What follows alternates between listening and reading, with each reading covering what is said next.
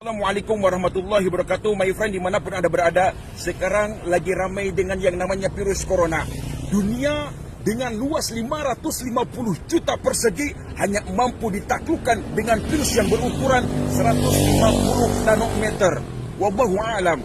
Allah sedang mendidik kita seberapa jauh kedekatan kita kepada Allah Subhanahu wa taala. Pasrah kita kepada Allah.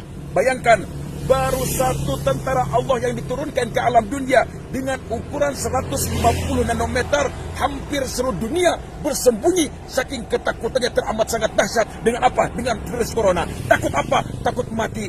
Bayangkan my friend, ukuran kehidupan kita dalam dunia ini sudah dicatat oleh Allah. Udah ada catatannya. Coba lihat di dalam Al-Quran. Di dalam surah Al-A'raf ayat 34 Allah berfirman, Bismillahirrahmanirrahim, Walikulli ummatin ajalun fa idza jaa ajaluhum la yastakhiruna sa'atan wa la yastaqdimun.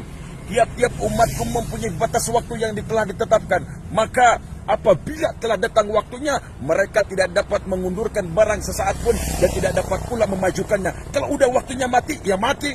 Kenapa mereka bersembunyi? Kenapa? Karena takut mati, my friend. Coba bayangkan, apalagi kalau misalkan Allah turunkan tentara malaikat yang teramat sangat besar.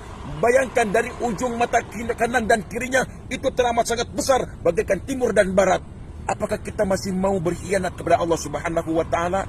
Corona, C-nya adalah apa? C-nya adalah cambuk. Kalau misalkan binatang kerbau, tuh ada patung kuda, kalau misalkan dicambuk, mereka teramat sangat kencang. Apa? Larinya. Begitupun manusia, dengan diturunkan bala bencana, dengan diturunkan virus ini, nah kita pun harus lebih cepat. Apa? Ingat kepada Allah Subhanahu wa taala. O-nya adalah obat. Kalau misalkan orang yang terkena virus corona, pasti mereka ketergantungan dengan obat. Begitupun manusia, termasuk pribadi saya ini butuh obat. Obat apa? Nih, Syifaul Qulub. Obatnya hati dengan apa?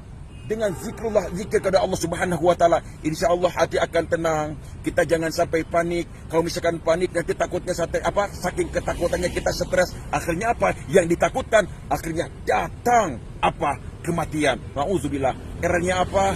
Rahmat. Jadi kita ingat pertolongan Allah Subhanahu wa taala, senantiasa kita ingat kepada Allah. Insyaallah pertolongan Allah pasti akan ada. O-nya tetap obat. Obat apa? Supaya hati tenang, kembali lagi kepada Allah, ingat kepada Allah dengan apa? Zikrullah, zikir kepada Allah Subhanahu wa taala. Ini apa? Nikmat. Nikmati saja apa yang sudah ada. Karena semuanya ini adalah apa? Dari Allah. Likulli syai'in sababun. Setiap sesuatu itu pasti ada sebabnya. Allah turunkan bala bencana ini, Allah turunkan virus ini. Karena apa? Karena ada sebabnya. Gak bakal mungkin kalau misalkan atasan, bos kita ngomel ke bawahannya, pasti ada sebabnya. Kenapa dia marah-marah? A-nya adalah amanah. Jadi amanah dari Allah Subhanahu wa taala. Jangan sampai kita sia-siakan, jangan sampai kita lalaikan. Perintah Allah kita laksanakan, dan apa yang dilarang oleh Allah kita jauhi. Itulah amanah kita sebagai beriman kepada Allah Subhanahu wa taala. Oleh sebab itu my friend, janganlah panik, janganlah takut. Tetaplah kita tingkatkan ibadah kita kepada Allah Subhanahu wa taala. Ini adalah cambuk bagi kita, sebagaimana jauhnya kita beriman kepada Allah Subhanahu wa taala, mengingat Allah Subhanahu wa taala. Mudah-mudahan bermanfaat. Assalamualaikum warahmatullahi wabarakatuh. اللهم إن هذا المرض جند من جنودك تصيب به من تشاء وتصرفه عمن تشاء اللهم فاصرفه عنا وعن بيوتنا وعن أهلينا وأزواجنا وذرارينا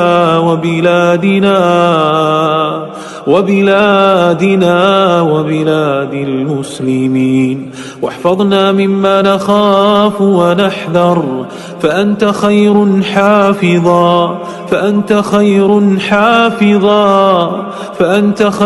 حافظا وأنت أرحم الراحمين. Kurva yang melengkung habis ini artinya suatu saat wabah ini akan berhenti. Nah, garis ini mewakili kapasitas rumah sakit dan tenaga kesehatan. Jadi semua yang di bawah garis ini kemungkinan besar akan dirawat, tapi yang di atas garis ini kemungkinan besar kesulitan dan bahkan meninggal dunia. Nah, tugas kita adalah membuat kurvanya tuh nggak terlalu melonjak tinggi, sehingga semua orang yang sakit bisa masuk ke dalam rumah sakit dan ditangani oleh petugas kesehatan.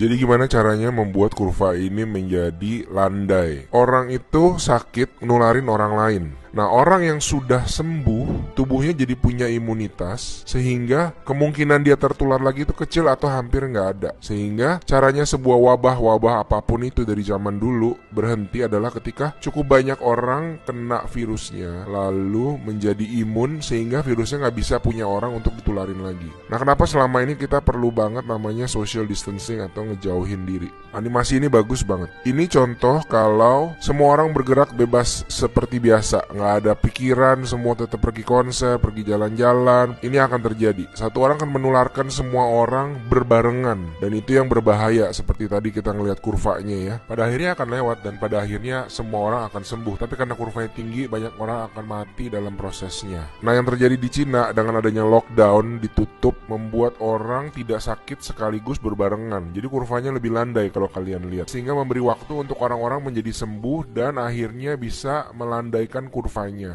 Nah, sekarang kita lihat kalau kita lakukan namanya social distancing, yaitu kalau nggak harus banget, nggak usah pergi keluar. Kalau nggak penting-penting banget, nggak usah ketemu temen, nggak usah ada social function, semuanya ditunda dulu. Kita lihat apa yang terjadi.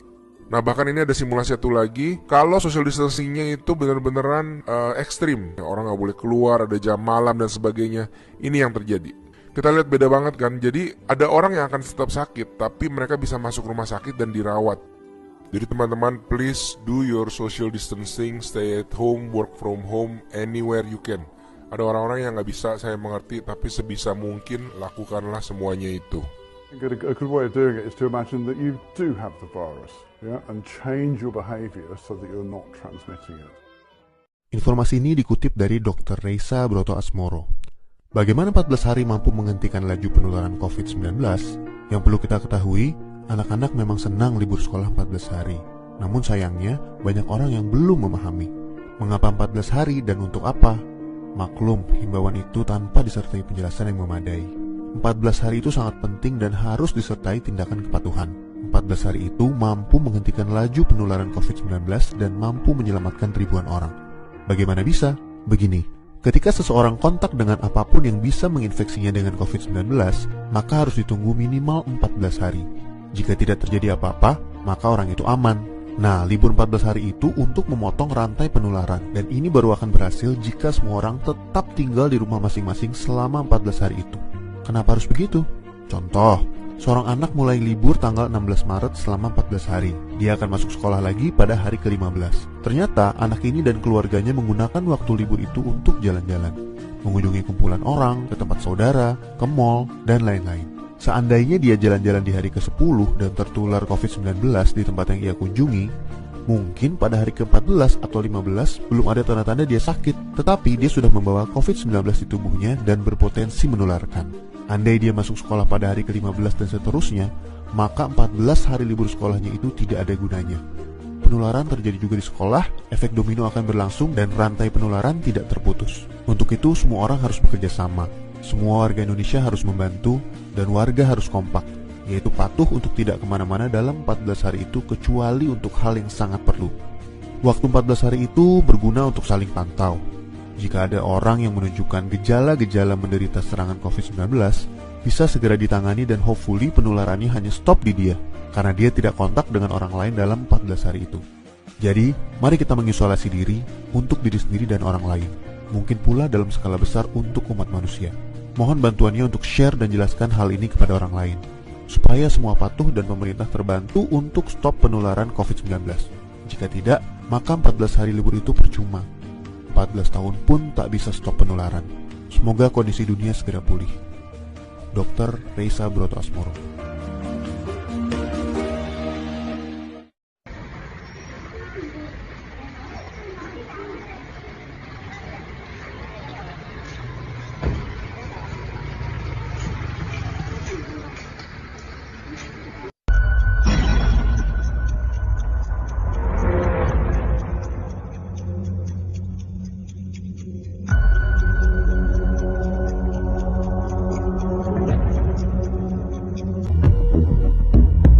区的管理员已经证实了这个问题，看到那个穿防护服的那个警察跟保安一起来了已经。你看，你看，再看看啊，你看，你说对什么眼盖有文化人，哎呦，这是文化人，说这样。变态。差不多了吧？嘿，那没有推出去。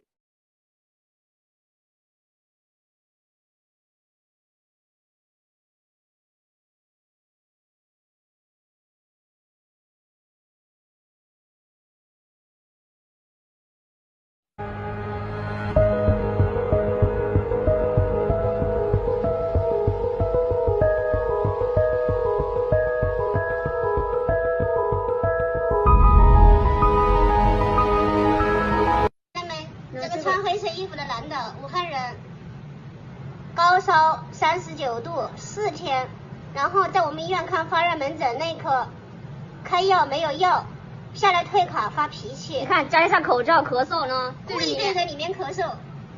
哇。